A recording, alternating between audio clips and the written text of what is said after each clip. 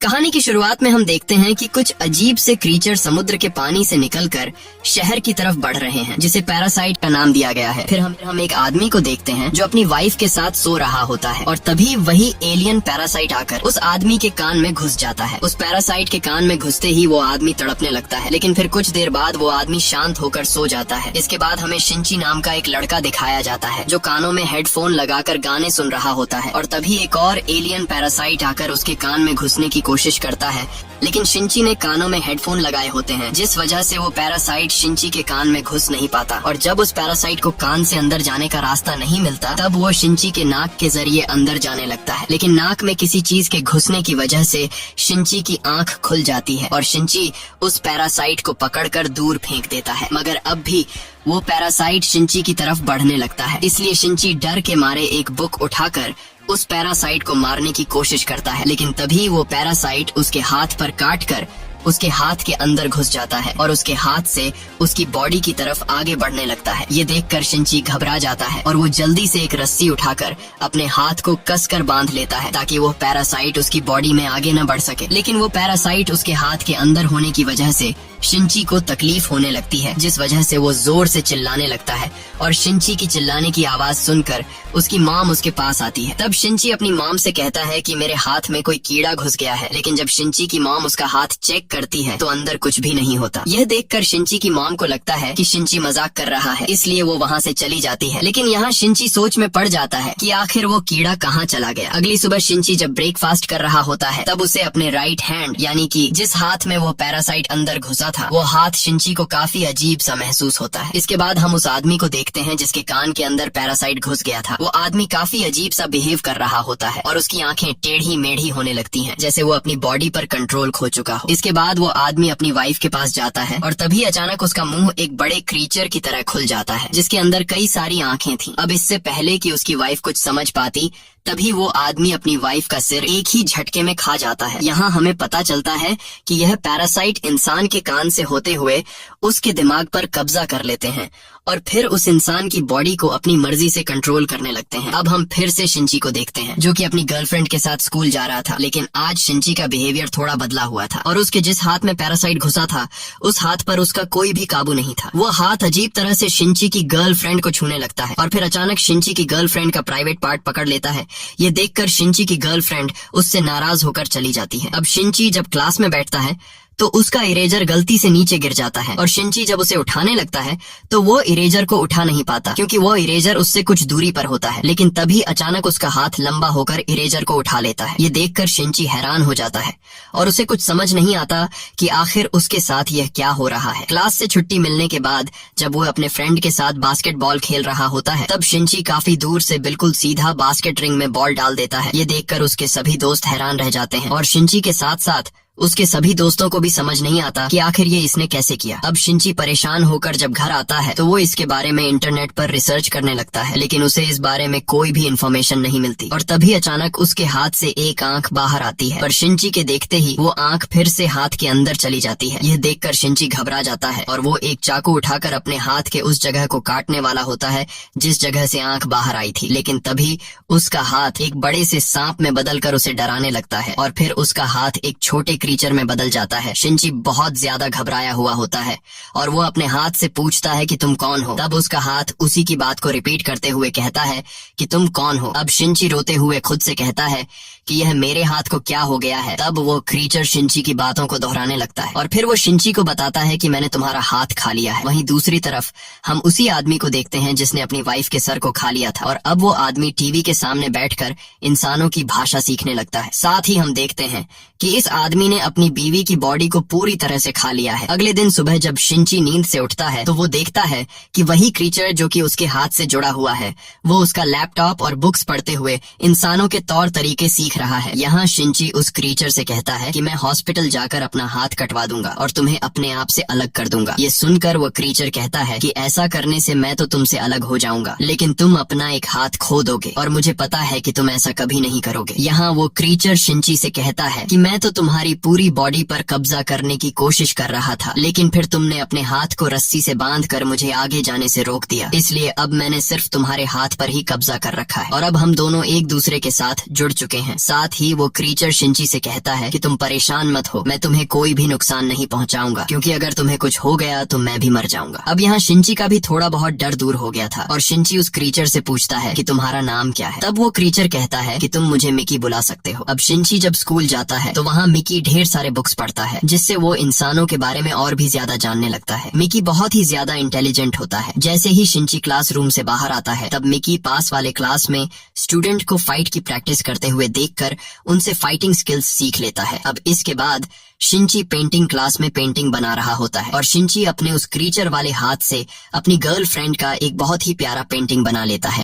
तभी उसकी गर्लफ्रेंड वहां आती है और जब वो अपने बॉयफ्रेंड के हाथों बना हुआ अपना पेंटिंग देखती है तो वह शिंची से काफी खुश हो जाती है और उसे कहती है कि पिछली बार तो तुमने गलती से मेरे प्राइवेट पार्ट को टच कर लिया था, लेकिन अगर तुमने फिर से वो सब किया ना तो मैं तुम्हारी जान ले लूंगी। ये कहकर वह वहां से चली जाती है। अब स्कूल से छुट्टी होने के बाद शिंची जब घर आता है और बाथ टब में नहाने लगता है तब मिकी कहता है कि मुझे तुम्हारी बॉडी को इन्वेस्टिगेट करना है। शिंची उसे ऐसा करने से मना करता है, लेकिन मिकी जबरदस्ती उसकी बॉडी पार्ट्स को देखने लगता है और बॉडी पार्ट्स देखने के बाद मिकी शिंची पर हंसता है। यहाँ हम देखते हैं कि मिकी और शिंची में काफी अच्छी दोस्ती हो गई है और ये दोनों एक साथ रहना सीख गए हैं। वहीं हम बाहर शहर के हालात देखते हैं जहाँ और भी कई सारे पैरासाइट ने और लोगों की बॉडी पर कब्जा कर लिया है और वो पैरासाइट लोगों को मार कर खा रहे थे। ये खबरें पूरे शहर में फैल जाती हैं, लेकिन किसी भी आम इंसान को यह पता नहीं होता कि लोगों को कौन मार रहा है। और एक दिन शिंची जब मार्केट जाता है तभी मिकी शिंची से कहता है कि मुझे यहाँ आसपास अपनी तरह किसी पैरासाइट के होने का एहसास हो रहा है। अब शिंची उसकी बातों को इग्नोर करने लगता है, लेकिन मिकी उसे जबरदस्ती एक रेस्टोरेंट के अंदर ले जाता है जहाँ उसे एक आदमी दिखाई देता है और उस आदमी की बॉडी पर भी पैरासाइट ने कब्जा कर लिया था, जो बहुत ही ज्यादा भयानक दिख रहा था और वो आदमी एक नॉर्मल आदमी को मार कर खा रहा था। यहाँ वो आदमी जब शिंची को देखता है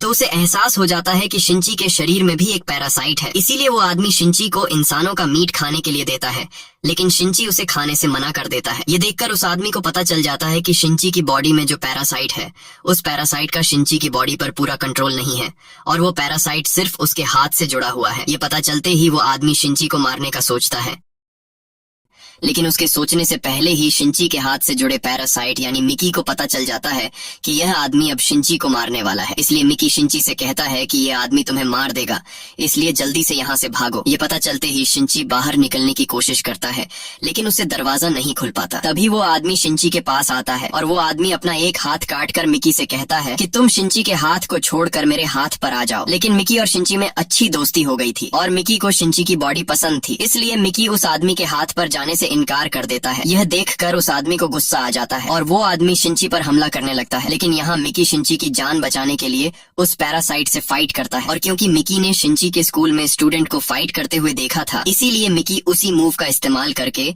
उस पैरासाइट का सिर धड़ से अलग कर देता है, जिससे वह पैरासाइट वहीं पर मर जाता है। अब तभी यहाँ कोई आने लगता है। इससे पहले कि वह आदमी शिंची को देख पाता, शिंची जल्दी से पीछे के रास्ते से वहाँ से निकल जाता है। घर आकर वो अपनी मॉम को इस बारे में कुछ भी नहीं बताता। वहीं न्यूज पर दिखाया जाता है कि शहर में हर रोज लोग गायब हो रहे हैं, लेकिन पुलिस को इस बारे में कुछ भी नहीं पता कि आखिर लोगों को कौन गायब कर रहा है और पूरे शहर में शिंची के अलावा कोई भी नहीं जानता था कि उन्हें पैरासाइट मारकर खा रहे हैं। यहाँ शिंची मिकी से कहता है कि तुम अपने पैरासाइट दोस्तों से कहो कि वह लोगों को मारकर ना खाएं। तब मिकी जवाब में कहता है कि जैसे तुम इंसान सब्जियां और जानवरों को मारकर खाते हो, वैसे ही हम जिंदा इंसानों को खाते हैं, इसलिए इसमें कोई बुरी बात नहीं है। और रही बात मेरी, तो मेरा तुम्हारी पूरी बॉडी पर कंट्रोल नहीं है, इसलिए तुम जो कुछ खाते हो उससे मुझे भी एनर्जी मिलती है, इसलिए मुझे इंसानों को मारने की कोई जरूरत नहीं। अगले दिन शिंची जब स्कूल जाता है तब मिकी उसे बताता है कि यहाँ आसपास मेरी तरह कोई दूसरा एक पैरासाइट भी है और वह कोई और नहीं बल्कि शिंची की टीचर थी। शिंची जब टीचर को देखता है तो उसे पता चल जाता है कि हमारी ये टीचर एक पैरासाइट है और यही टीचर भी समझ जाती है कि शिंची के साथ एक पैरासाइट जुड़ा हुआ है। अब स्कूल से छुट्टी होने के बाद टीचर शिंची को अपने पास बुलाती है और उससे कहती है कि तुम्हें मुझसे डरने की जरूरत नहीं, मैं यहाँ स्कूल में इसलिए आई हूँ ताकि मैं इंसानों के तौर तरीके को सीख कर इंसानों के बीच घुल मिलकर रह सकूं। साथ ही वो बताती है कि मैंने एक दूसरे पैरासाइट के साथ मिलकर खुद को प्रेग्नेंट कर लिया है ताकि ये पता चल सके कि दो पैरासाइट के मिलने से जो बच्चा पैदा होगा वो इंसान होगा या फिर कोई पैरासाइट। इसके बाद वह टीचर शिंची को दो और पैरासाइट से मिलवाती है जिनकी बॉडी पर पैरासाइट ने कब्जा कर लिया था। इनमें से एक हाई स्कूल का स्टूडेंट था और दूसरा एक पुलिस ऑफिसर था। टीचर शिंची से कहती है कि हमारा 3 लोगों का ग्रुप है जो एक दूसरे को हर एक बात की खबर देते हैं ताकि हम सब इंसानों के बीच छुप कर रह सकें। और टीचर शिंची से कहती है कि तुम्हें भी हमारे ग्रुप को ज्वाइन कर लेना चाहिए, लेकिन शिंची इनके ग्रुप के साथ मिलकर काम करने से इनकार कर देता है। तब टीचर शिंची से कहती है कि ठीक है, अगर तुम्हें हमारे ग्रुप को ज्वाइन नहीं करना तो तुम्हारी मर्जी, लेकिन हमारे बारे में किसी को भी पता नहीं चलना चाहिए। अगर तुमने हमारे बारे में किसी को बताया कि हम पैरासाइट हैं तो हम तुम्हें जिंदा नहीं छोड़ेंगे। ये कहकर वो तीनों वहाँ से जाने लगते हैं, लेकिन जाने से पहले वह पुलिस ऑफिसर शिंची को काफी अजीब नजरों से देखता है। अब यहाँ मिकी शिंची को बताता है कि टीचर में जो पैरासाइट है वह एकदम शांत है। मैंने आज तक उसकी तरह शांत पैरासाइट कभी नहीं देखा, लेकिन जो पुलिस ऑफिसर है उसमें मुझे थोड़ा बहुत गड़बड़ नजर आया, इसलिए तुम पुलिस ऑफिसर से अलर्ट रहना। और जब शिंची वापस अपने घर आ रहा होता है तभी रास्ते में उसके सामने वही पैरासाइट पुलिस ऑफिसर आ जाता है। पुलिस ऑफिसर शिंची पर काफी गुस्सा होता है क्योंकि उसे पता चल गया होता है कि कुछ दिन पहले उस रेस्टोरेंट में जो पैरासाइट मारा गया था उसे शिंची ने मारा था। इसीलिए वह पुलिस ऑफिसर शिंची को मारने के लिए उस पर हमला करता है, लेकिन मिकी पुलिस ऑफिसर के हमले को रोककर शिंची को बचा लेता है। इसके बाद मिकी उस पुलिस ऑफिसर से फाइट करता है। यहाँ इन दोनों के बीच काफी तगड़ी फाइट होने लगती है और जब मिकी और वह पुलिस ऑफिसर लड़ रहे होते हैं तब शिंची समझदारी से काम लेते हुए आगे बढ़कर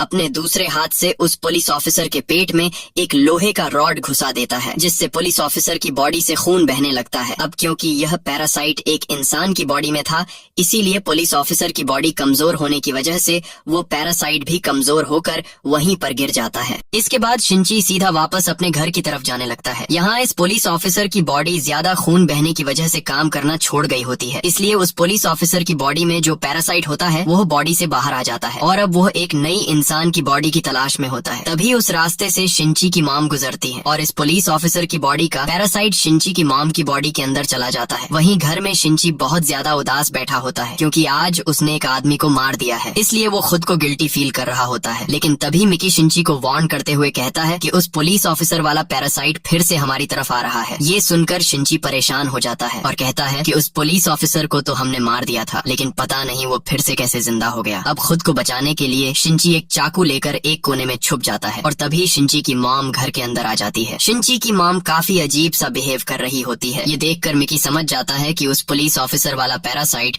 अब शिंची की मॉम की बॉडी में आ गया है, इसलिए मिकी शिंची की मॉम को मारना चाहता है, लेकिन शिंची मिकी को उसे ऐसा करने से मना कर देता है क्योंकि शिंची अपनी मॉम से बहुत ज्यादा प्यार करता है। लेकिन तभी शिंची की मॉम एक क्रीचर में बदल जाती है और उसकी मॉम से जुड़ा पैरासाइट शिंची के दिल पर वार करता है, जिससे शिंची बुरी तरह से घायल हो जाता है और नीचे गिर जाता है। अब शिंची को मारने के बाद वो पैरासाइट वहाँ से निकल जाता है। यहाँ शिंची के दिल पर वार होने की वजह से शिंची मर रहा होता है और शिंची अपनी आखिरी सांसें लेने लगता है। अब मिकी शिंची को बचाने के लिए उसके हाथ से निकलकर उसकी बॉडी के उस हिस्से में चला जाता है जहाँ पर छेद हुआ था और शिंची कई घंटों तक इसी हालत में यहीं पर पड़ा रहता है। यहाँ हम देखते हैं कि मिकी फिर से शिंची के हाथ में वापस आ रहा होता है और तभी कुछ घंटों बाद अचानक शिंची को होश आ जाता है। होश में आने के बाद शिंची आईने के सामने जाकर अपना जख्म देखने लगता है, लेकिन शिंची को अपनी बॉडी पर किसी भी जख्म का निशान दिखाई नहीं देता। यहाँ मिकी उसे बताता है कि मैंने तुम्हारे दिल को ठीक करने के लिए अपने हिस्से के कुछ सेल्स को वहाँ छोड़ दिया, जिससे तुम्हारा दिल वापस रिकवर हो गया और तुम्हारी जान बच गई। मगर यहाँ शिंची दोबारा से जिंदा होने से बिल्कुल भी खुश नहीं था क्योंकि इस दुनिया में सिर्फ उसकी मॉम उसके साथ थी, लेकिन अब वो भी एक पैरासाइट के कब्जे में है। इसलिए अब शिंची उस पुलिस ऑफिसर के पैरासाइट पर काफी गुस्सा हो जाता है और बदले की आग में जलने लगता है। अगले दिन शिंची उस पुलिस ऑफिसर वाले पैरासाइट को ढूंढने लगता है जिसने शिंची की मॉम की बॉडी पर कब्जा कर लिया था और यहाँ हम देखते हैं कि शिंची अब पूरी तरह से बदल गया है। जहाँ पहले वो एक डरपोक लड़का था, लेकिन अब उसकी बॉडी में मिकी के सेल्स आने की वजह से वो बहुत ज्यादा अग्रेसिव हो गया है और अब वो पूरे शहर में उस पैरासाइट को ढूंढने लगता है जिसने उसकी मॉम की बॉडी पर कब्जा कर लिया था। लेकिन वह पैरासाइट उसे कहीं पर भी नहीं मिलता और तभी वह एक ऐसी जगह पर चला जाता है जहाँ पर ढेर सारे लोग जमा हुए होते हैं और यहाँ एक पॉलिटिशियन लोगों को जमा करके उनसे वोट मांग रहा था। उस पॉलिटिशियन को देखने के बाद शिंची को पता चलता है कि जो पॉलिटिशियन वोट मांग रहा है वह भी एक पैरासाइट है। ये देखकर शिंची घबरा जाता है क्योंकि अगर वह पैरासाइट पॉलिटिशियन इलेक्शन जीत गया तो पूरा शहर खतरे में पड़ सकता है। अगले दिन जब शिंची स्कूल जाता है तो वहाँ उससे वही स्टूडेंट मिलता है जो एक पैरासाइट था और ये स्टूडेंट टीचर के ग्रुप में शामिल था। यहाँ हमें पता चलता है कि टीचर ने जानबूझकर इस स्टूडेंट का इस स्कूल में ट्रांसफर करवा दिया है ताकि ये स्टूडेंट शिंची पर नजर रख सके। यहाँ वह स्टूडेंट बाकी स्टूडेंट के सामने शिंची से ऐसे मिलने का दिखावा करता है कि जैसे ये दोनों पहली बार मिल रहे हों और ये सब ऊपर से पैरासाइट टीचर टीचर देख रही होती है। घर आकर शिंची को मिकी बताता है कि जब से मैंने तुम्हारे दिल को अपने सेल से ठीक किया है तब से मुझे थकान महसूस होने लगा है, इसलिए अब मुझे हर रोज 4 घंटे के लिए सोना पड़ेगा और जब मैं सो जाऊंगा तब तुम्हें अपना ख्याल खुद रखना होगा। ये कहते हुए मिकी अचानक गायब होकर सो जाता है। शिंची उसे जगाने की कोशिश करता है लेकिन मिकी नहीं जागता। वहीं दूसरी तरफ पुलिस ऑफिसर्स को शहर भर में कई सारे लोगों के मरने के रिपोर्ट्स मिलते हैं और इन्हें पता चलता है कि पूरे शहर में कुछ ऐसे लोग हैं जिनकी बॉडी में पैरासाइट है और वही पैरासाइट इंसान के रूप में लोगों के बीच छुप कर रहते हुए लोगों को मार रहे हैं। ये पता चलते ही पुलिस इस बारे में रिसर्च करने लगती है और इन्हें पता चलता है कि अगर किसी इंसान की बॉडी में पैरासाइट रह रहा हो तो उस इंसान के सर का बाल तोड़ने पर वह बाल किसी जिंदा चीज की तरह हिलने लगेगा। और ये खबर पुलिस वाले टीवी पर चला देते हैं जिससे हर एक शहरी को पैरासाइट को पहचानने का तरीका मिल जाता है। और फिर अगले ही दिन हम स्कूल में देखते हैं कि वो स्टूडेंट जो एक पैरासाइट है उसकी सभी लड़कियां पेंटिंग बना रही होती हैं जिसमें शिंची की गर्लफ्रेंड भी शामिल होती है। तभी एक लड़की मजाक में उस स्टूडेंट का सर से बाल खींचकर तोड़ देती है और तभी वो बाल टेढ़ा मेढ़ा होकर किसी जिंदा चीज की तरह हिलने लगता है। ये देखकर वो लड़की घबरा जाती है और वहाँ पर मौजूद सभी लड़कियों को पता चल जाता है कि ये स्टूडेंट एक पैरासाइट है। साथ ही उस पैरासाइट स्टूडेंट को भी पता चल जाता है कि मेरा राज खुल चुका है, इसीलिए अब वो अपने असली रूप में आता है और लड़कियों पर हमला कर देता है। यहाँ सभी लड़कियां शोर मचाने लगती हैं और लड़कियों की आवाज सुनकर शिंची उन्हें बचाने के लिए दौड़ता है। वहीं वो पैरासाइट टीचर भी समझ जाती है कि मैंने जिस पैरासाइट स्टूडेंट को शिंची पर नजर रखने के लिए रखा था उसका राज खुल चुका है। अब यहाँ क्लासरूम में शिंची की गर्लफ्रेंड हिम्मत जुटाकर कुछ केमिकल के बोतल उठाकर सीधा उस पैरासाइट के मुंह में फेंक देती है जिससे वो पैरासाइट जलने लगता है और पूरी तरह से बेकाबू हो जाता है, जिसके बाद वो यहाँ वहाँ हमले करने लगता है। अब कुछ देर बाद जब शिंची वहाँ पहुँचता है तो वहाँ उस पैरासाइट ने कई लड़कियों को मार दिया था और अब वो पैरासाइट शिंची की गर्लफ्रेंड के पीछे लगा हुआ था। ये देखकर शिंची दौड़ते हुए जाकर उस पैरासाइट को नीचे गिरा देता है और उससे लड़ने लगता है। तभी यहाँ पर पैरासाइट टीचर भी आ जाती है। अब वो टीचर जब देखती है कि इस पैरासाइट स्टूडेंट ने कई लड़कियों को मार दिया है, ये देखकर वो टीचर गुस्सा हो जाती है क्योंकि स्टूडेंट की इस हरकत की वजह से टीचर का राज भी दुनिया के सामने आ सकता है। इसलिए वो टीचर वहां पर एक बम फेंक कर चली जाती है, लेकिन बम के फटने से पहले ही शिंची अपनी गर्लफ्रेंड को उठाकर खिड़की से नीचे जंप कर देता है और तभी ऊपर वाले फ्लोर में एक जोरदार ब्लास्ट होता है। लेकिन इस ब्लास्ट में भी वो स्टूडेंट नहीं मारा जाता मगर अब वो बुरी तरह से घायल हो चुका होता है। वहीं बाहर शिंची की गर्लफ्रेंड शिंची को काफी अजीब नजरों से देखने लगती है क्योंकि बिल्डिंग के तीसरे फ्लोर से कूदने के बाद भी शिंची को कुछ नहीं हुआ था और अब शिंची की गर्लफ्रेंड समझ जाती है कि शिंची भी एक पैरासाइट है। वहीं कुछ देर बाद जिस फ्लोर में ब्लास्ट हुआ था वहां पर पुलिस आ जाती है और पुलिस मालूम करने लगती है कि आखिर ये ब्लास्ट किसने किया। लेकिन तभी वो स्टूडेंट एक पुलिस अफसर पर हमला करके उसे मार देता है, जिसके बाद वो स्टूडेंट खुद को बचाते हुए ऊपर छत पर जाने लगता है। तभी बाहर मिकी शिंची को बताता है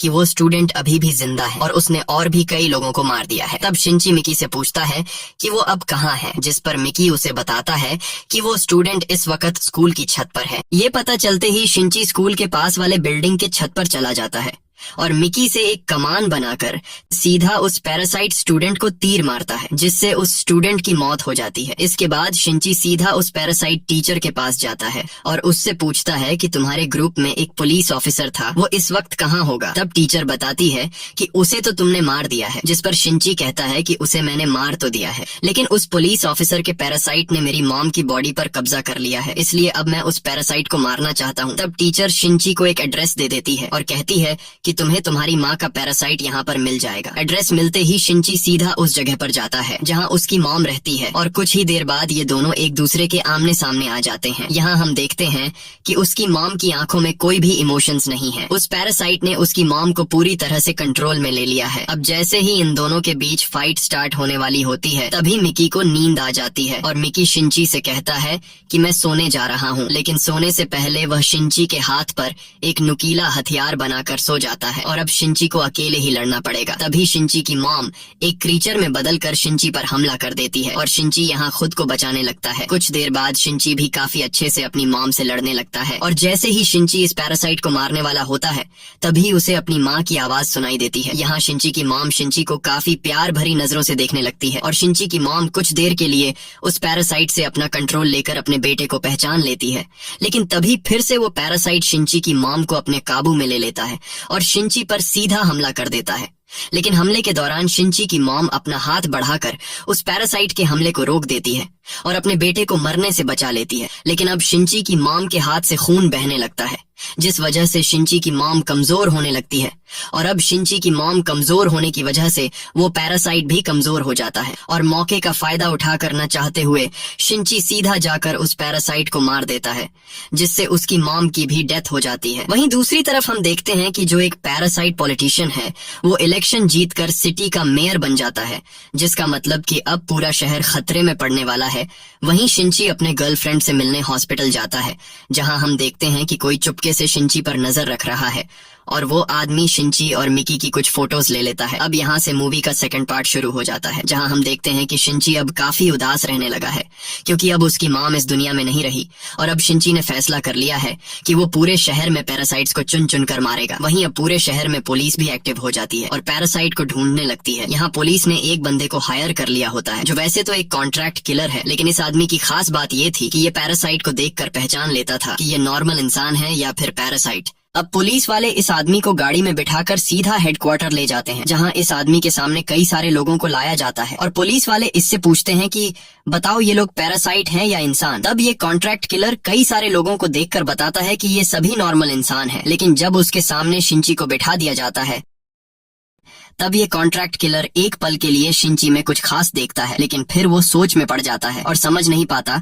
कि शिंची पैरासाइट है या फिर नॉर्मल इंसान, क्योंकि शिंची पूरी तरह से पैरासाइट नहीं था, बल्कि सिर्फ शिंची के हाथ के साथ पैरासाइट जुड़ा हुआ था। इसीलिए वो शिंची को एक नॉर्मल इंसान बता देता है, जिसके बाद शिंची को जाने दिया जाता है। अब शिंची जब वापस घर आ रहा होता है तभी उसे एहसास होता है कि कोई उसका पीछा कर रहा है, लेकिन यहाँ वहाँ नजर घुमाने पर उसे कोई भी नजर नहीं आता, जिसके बाद शिंची अपने घर की तरफ जाने लगता है। लेकिन यहाँ हम देखते हैं कि सच में शिंची का एक आदमी पीछा कर रहा है और ये वही जासूस होता है जिसने कुछ महीने पहले हॉस्पिटल में शिंची और मिकी की फोटोज ली थी। वहीं दूसरी तरफ हम उस पैरासाइट पॉलिटिशियन को देखते हैं, जो अब शहर का मेयर बन चुका है और मेयर ने पैरासाइट का एक बड़ा ग्रुप बना लिया होता है। यहाँ वो पैरासाइट टीचर भी मेयर के साथ होती है और टीचर ने एक ह्यूमन बच्चे को जन्म दे दिया था। तब मेयर सभी पैरासाइट से कहता है कि अब वक्त आ चुका है कि हम पूरे शहर में से इंसानों को खत्म कर दें, जिसके बाद इस पूरे शहर पर हमारी हुकूमत होगी। साथ ही मेयर को पता चल चुका होता है कि शहर में शिंची नाम का एक लड़का है जो पैरासाइट को मार रहा है। इसलिए मेयर अपने साथियों से कहता है कि हमें शिंची और मिकी को मारना होगा, क्योंकि वो हमारे लिए एक खतरा है। लेकिन वो टीचर मेयर को ऐसा करने से मना कर देती है और कहती है कि शिंची और मिकी हमारे लिए बहुत खास है, क्योंकि पूरे शहर में सिर्फ वो दोनों ही हैं जो पैरासाइट और इंसान होने के बावजूद एक साथ मिलकर रह रहे। यहाँ हम देखते हैं कि टीचर इंसानों का साथ दे रही है और वो इंसानों को मारना नहीं चाहती थी, क्योंकि अब वो एक ह्यूमन बच्चे की माँ बन चुकी है और एक माँ बनने के बाद टीचर के अंदर भी ह्यूमन इमोशंस आने लगे थे। लेकिन यहाँ मेयर को टीचर की बातें बिल्कुल पसंद नहीं आती और मेयर सीधा एक पैरासाइट के पास जाता है। ये कोई आम पैरासाइट नहीं, बल्कि इस आदमी के पास 5 पैरासाइट होते हैं और इसकी बॉडी में 5 पैरासाइट होने की वजह से ये आदमी पूरे शहर का सबसे खतरनाक पैरासाइट है। इसलिए मेयर इस खतरनाक पैरासाइट से कहता है कि शहर में शिंची नाम का एक लड़का है जो पैरासाइट को मार रहा है, इसलिए तुम्हें उस लड़के को मारना होगा। वहीं हम टीचर के पास उस आदमी को देखते हैं जो पिछले काफी दिनों से शिंची पर नजर रख रहा था और ये देखकर हमें पता चलता है कि इस आदमी को टीचर ने शिंची के पीछे लगा रखा है।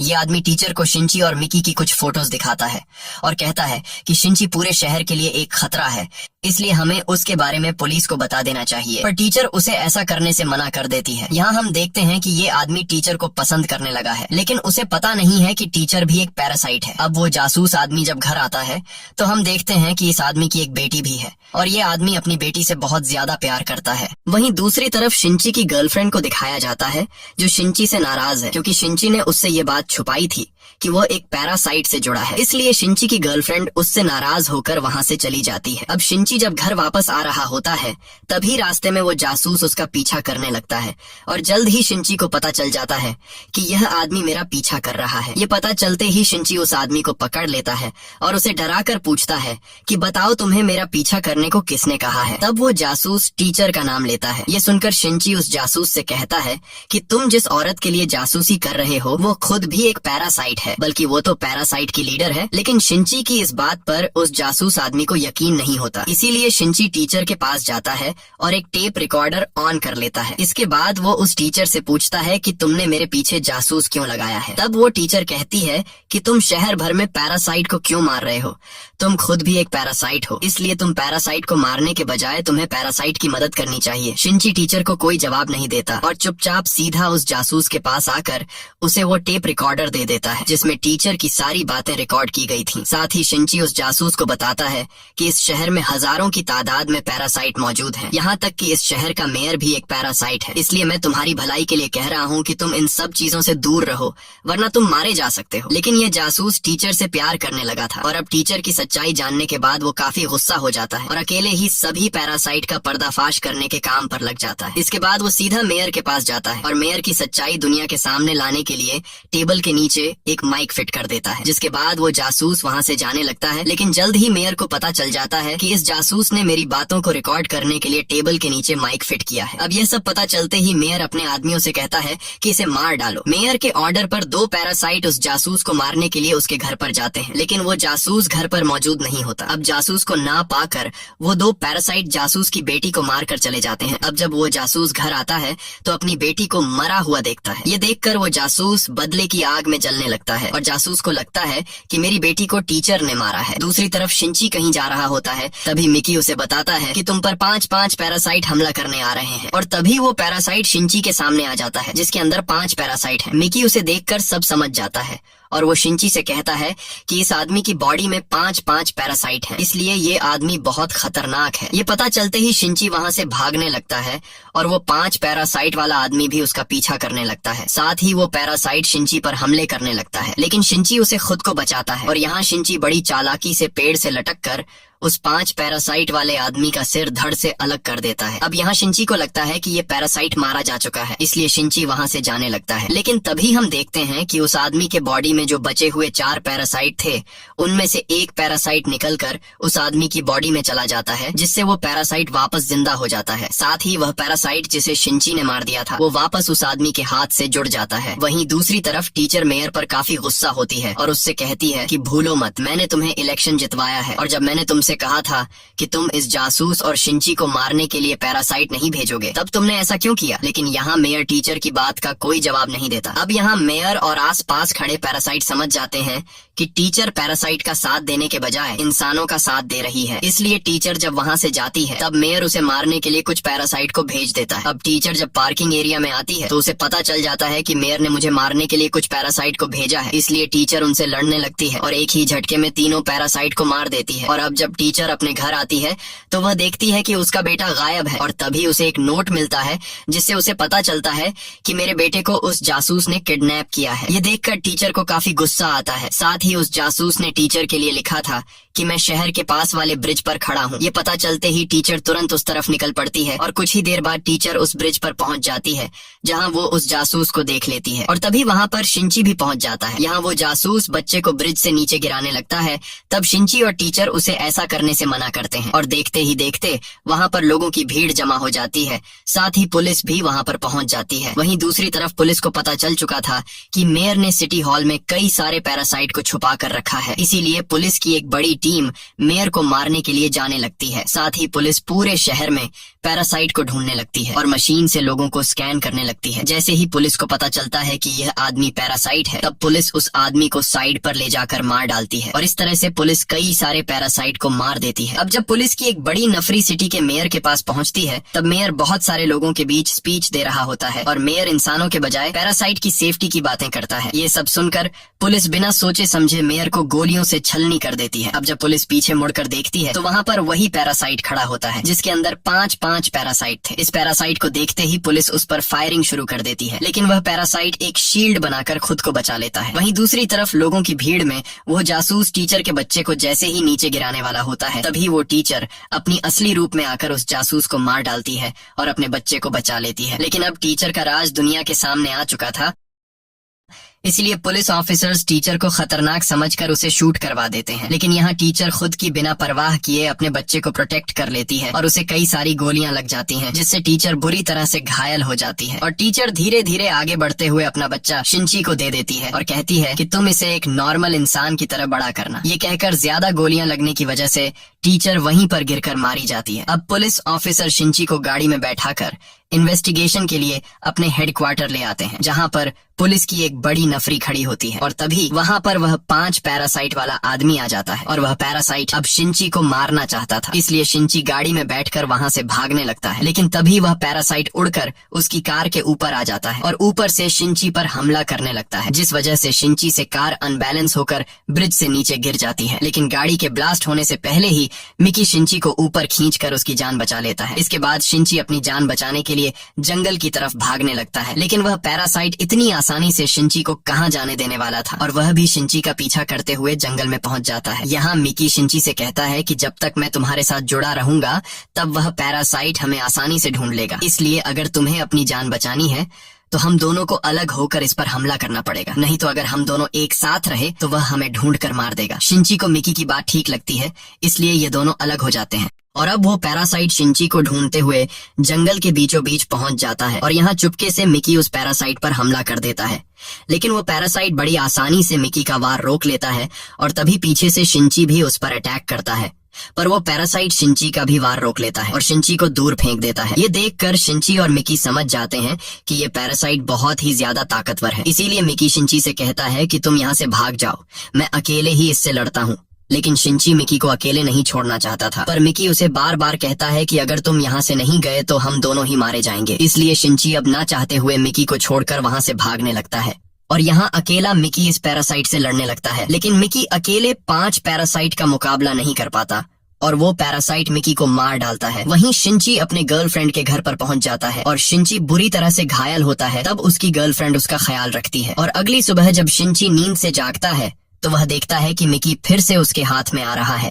ये देखकर शिंची काफी खुश होता है और हमें पता चलता है कि पिछली बार जब मिकी शिंची की जान बचाने के लिए इसकी बॉडी के अंदर गया था तो वहाँ मिकी ने शिंची की बॉडी के अंदर अपने कुछ सेल्स छोड़े थे और इसी सेल्स की मदद से मिकी अब फिर से शिंची के हाथ में आने लगता है। और अब मिकी को फिर से अपने हाथ में देखकर शिंची समझ जाता है कि वो 5 पैरासाइट वाला आदमी मिकी की मदद से मुझे फिर से ढूंढ लेगा, इसलिए शिंची अब अपनी गर्लफ्रेंड की जान खतरे में नहीं डालना चाहता था और शिंची अपनी गर्लफ्रेंड को यहीं पर छोड़कर बाहर आ जाता है। बाहर आकर वह देखता है कि वो 5 पैरासाइट वाला आदमी मुझे ढूंढते हुए यहाँ तक पहुंच गया है। अब इस आदमी से खुद को बचाने के लिए शिंची दौड़ते हुए एक फैक्ट्री के अंदर आ जाता है जहाँ पर कचरे को जलाया जाता है। अब यहाँ वो पैरासाइट शिंची पर हमला करने लगता है, लेकिन शिंची किसी तरह करके खुद को बचा लेता है और शिंची एक लोहे का रॉड उठाकर उस पैरासाइट के पेट में घोंप देता है। लेकिन इस छोटे से लोहे की रॉड से उस पैरासाइट को कुछ नहीं होता और तभी वो पैरासाइट शिंची पर हमला कर देता है। लेकिन मिकी उस पैरासाइट का हमला रोक देता है और तभी इस पैरासाइट को कुछ होने लगता है और एक एक करके सभी पैरासाइट उसकी बॉडी से निकलने लगते हैं, जिस वजह से वह अजीब तरह से तड़पने लगता है। ये देखकर शिंची सोच में पड़ जाता है कि आखिर इस पैरासाइट को क्या हुआ। तब मिकी उसे बताता है कि तुमने जो रॉड उसे मारी थी उस रॉड पर कई सारे केमिकल्स थे, जिस वजह से उस आदमी के बॉडी में जितने भी पैरासाइट हैं वो सभी पैरासाइट खुद को खतरे में समझकर उसकी बॉडी से अलग हो रहे हैं। अब देखते ही देखते उस आदमी की बॉडी से सारे पैरासाइट निकल जाते हैं और सिर्फ सबसे खतरनाक पैरासाइट की बॉडी रह जाती है, जिसे शिंची उठाकर आग में फेंक देता है और फाइनली वह खतरनाक पैरासाइट जलकर मारा जाता है। अब हम कुछ हफ्तों के बाद का सीन देखते हैं जहाँ सभी पैरासाइट मारे जा चुके हैं और पूरे शहर में सभी लोग नॉर्मल लाइफ जीने लगे हैं। बस अब सिर्फ शिंची के पास पैरासाइट रह चुका है और एक दिन मिकी भी शिंची से कहता है कि अब सारे पैरासाइट खत्म हो चुके हैं, इसीलिए अब वक्त आ चुका है कि मैं तुमसे अलग हो जाऊं। इस तरह से तुम्हें अपना हाथ वापस मिल जाएगा और तुम अपनी मर्जी के मुताबिक जिंदगी गुजार पाओगे। लेकिन शिंची मिकी को जाने से मना कर देता है क्योंकि शिंची और मिकी में काफी अच्छी दोस्ती हो चुकी थी। लेकिन मिकी कहता है कि मैं अब और तुम पर बोझ नहीं बनना चाहता। ये कहते हुए मिकी अचानक गायब हो जाता है और शिंची का हाथ वापस आ जाता है। ये देखकर शिंची काफी उदास हो जाता है क्योंकि शिंची ने अपने दोस्त को खो दिया था और शिंची रोने लगता है। अब इस तरह से और कई दिन बीत जाते हैं और अब शिंची अपनी गर्लफ्रेंड के साथ खुश रहने लगा था। एक दिन शिंची जब अपनी गर्लफ्रेंड के साथ कहीं जा रहा होता है तभी वो कॉन्ट्रैक्ट किलर जो पैरासाइट को देखकर पहचान लेता है वो शिंची की गर्लफ्रेंड को पकड़कर बिल्डिंग के किनारे पर ले जाता है क्योंकि अब भी उस किलर को शिंची में एक पैरासाइट नजर आ रहा था। लेकिन शिंची उससे कहता है कि अब मैं किसी भी पैरासाइट के साथ नहीं जुड़ा हूँ और जो पैरासाइट मेरे साथ था वो मुझे छोड़कर चला गया है। लेकिन वो किलर शिंची की बात नहीं सुनता और शिंची की गर्लफ्रेंड को बिल्डिंग से नीचे छोड़ देता है। ये देखकर शिंची अपने गर्लफ्रेंड को बचाने के लिए तेजी से भागता है और उस किलर को मारकर दूर फेंक देता है। लेकिन जैसे ही शिंची अपनी गर्लफ्रेंड को पकड़ने के लिए हाथ बढ़ाता है, तब उसकी गर्लफ्रेंड उसके हाथ से छूट जाती है और वो नीचे जाने लगती है। शिंची अपने गर्लफ्रेंड को नीचे जाते हुए नहीं देख सकता था, इसलिए वह अपनी आंखें बंद कर लेता है और अपनी गर्लफ्रेंड के साथ बिताए हुए वक्त को याद करने लगता है। लेकिन तभी शिंची को अपने दोस्त मिकी की आवाज सुनाई देती है। मिकी की आवाज सुनकर शिंची फौरन अपनी आंखें खोल लेता है और वह देखता है कि उसने अपनी गर्लफ्रेंड को पकड़ लिया है, जिसके बाद शिंची जल्दी से अपनी गर्लफ्रेंड को ऊपर खींच लेता है। यहाँ शिंची अपने हाथ को देखने लगता है और हमें पता चलता है कि जब शिंची की गर्लफ्रेंड उसके हाथ से छूटकर नीचे गिर रही थी, तब मिकी ने आकर उसकी गर्लफ्रेंड को बचा लिया था। इसी के साथ ये कहानी खत्म हो जाती है। अगर आपको ये वीडियो अच्छी लगी हो तो हमारे चैनल को सब्सक्राइब और वीडियो को लाइक जरूर कीजिएगा।